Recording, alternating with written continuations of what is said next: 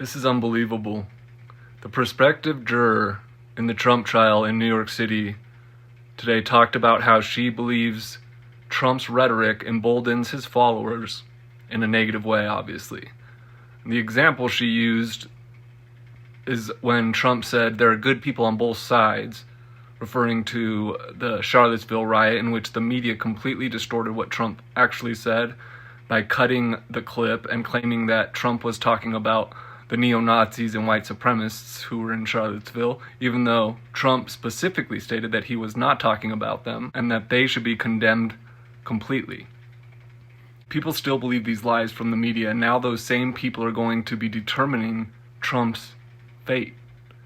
If I believed that Trump had called neo-Nazis and white supremacists good people, I'd probably want to put him in prison too. I mean, I'd definitely be negatively affected in my opinion of him.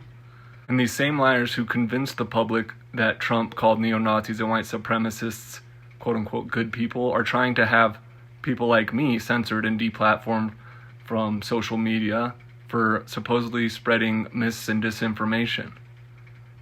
But that should come as no surprise, because those who tell the truth and who have some sort of moral compass aren't usually the ones who try to silence opposing voices. Because when a liar speaks, you want them to keep talking, because they'll eventually expose themselves as the liars they are.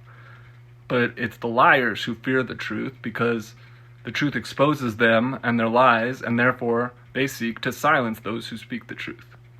This has always been the case throughout history, and it's still the case today. That's why many of the people who I followed on social media, and including even myself, have been censored on Twitter and YouTube, and that's why these pieces of communist judges in New York and DC have to gag Trump and prevent him from calling them out for their bullshit and their corruption and vindictive prosecution. The truth and truth tellers don't fear opposition or examination, but lies and liars do. I bet this Judge Merchan and the other one, Engoron, who found Trump liable for $500 million for nothing, are psychopaths.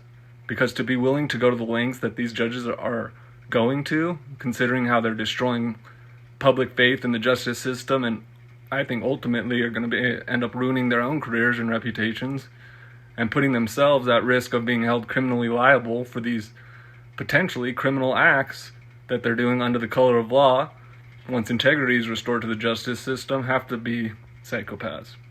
Everyone involved in these bogus indictments against Trump have to be held professionally, civilly, and criminally liable for these malicious, corrupt, and clearly politically motivated persecutions and blatant election interference. Otherwise, America is likely rapidly going to descend into a third world totalitarian state. If there's no accountability, there's no justice, and where there's no justice, there's chaos, which is the antecedent to tyranny. One way or another, there must be accountability for these corrupt, vindictive, power-mad, and evil people. But I am a firm believer in redemption for those who are able and willing to own up to their malicious acts and corrupt decisions and take responsibility and accept the consequences of their actions and show that they recognize what they've done and admit that they're the ones who deserve to be locked up for 20 years or more like they're trying to do to Trump. And if they did that, I think, speaking for myself, I'd be much more inclined to show them mercy and forgiveness, and I think much of the public would as well. But I'm not going to hold my breath for that day to come. But you never know.